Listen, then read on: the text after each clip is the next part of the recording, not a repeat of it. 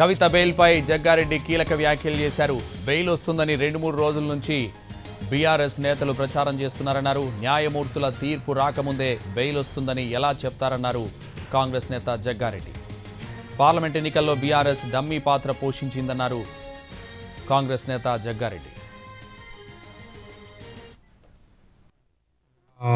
మీడియాలో చూస్తున్నాం ఏంటంటే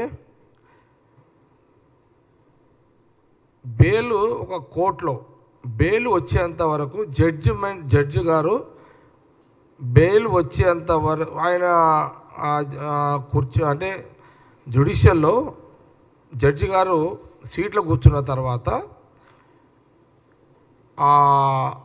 బెయిల్ పిటిషన్స్ ఏమైనా ఉంటే జడ్జి గారు జడ్జిమెంట్ ఇచ్చే ముందు ఆ నోట్లో నుంచి ఏ పదాలు వస్తాయో అప్పుడే మనకు స్పష్టత ఏమొస్తుందంటే బెయిల్ ఇచ్చాము, బెయిల్ ఇవ్వలేము. ఇది జడ్జి గారి యొక్క నోటి మాట నుంచి వచ్చిన తర్వాతనే అక్కడున్న అడ్వకేట్లకు కానీ అక్కడున్న వ్యవస్థకు తెలుస్తుంది. ఇక్కడ విచిత్రం ఏంటంటే కవిత బెయిల్ జడ్జి గారు చెప్పకముందే 3-4 రోజుల కిందనే మరి కవితకు బెయిల్ వస్తుందని టీఆర్ఎస్ సోషల్ మీడియాలో ప్రచారము,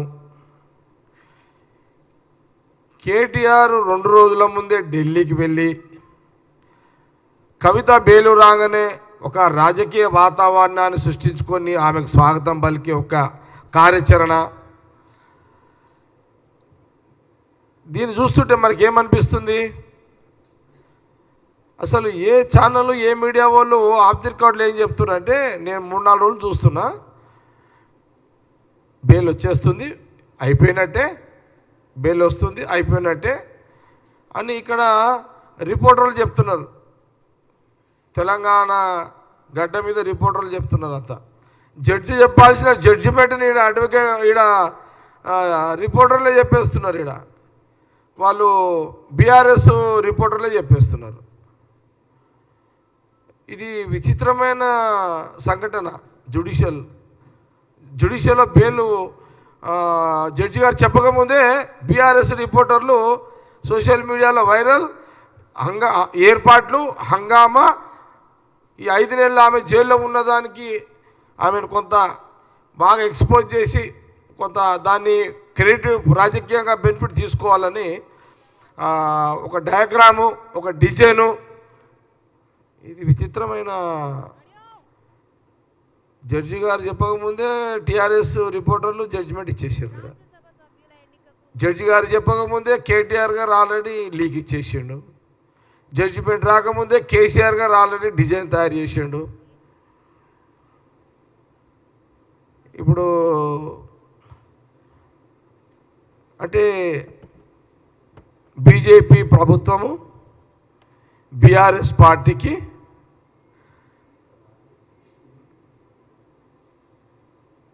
ఈ వాళ్ళ యొక్క ఒప్పందాలు అంటే ఇప్పుడు బీజేపీ ప్రభుత్వము జడ్జి ఇవ్వకముందే కేసీఆర్కి కేటీఆర్కి హరీష్ రావుకి బెయిల్ వచ్చేస్తుంది ఫలానా రోజు అని వారు చెప్పడము,